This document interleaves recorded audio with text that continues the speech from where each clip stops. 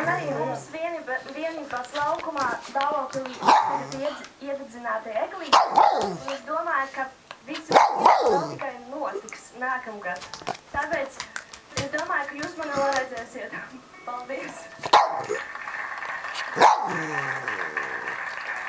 Paldies, Olga. Bet nu man jāpiesaka apburošā žurnāliste. Notiekuma. Simona Kubāsova.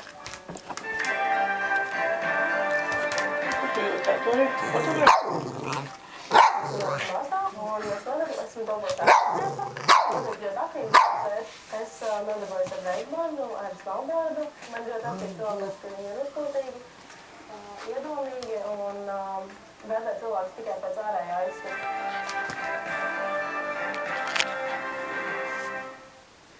Simona, ja tu rakstītu grāmatu par šovu, par ko būtu pati garākā un aizraujošākā nodaļa? Rokenrode. Intriģējošākā daļa noteikti būtu par to, kas notiek, kad kameras ir izslēgtas. Kas notiek ar meitenēm, kādas mūsu attiecības.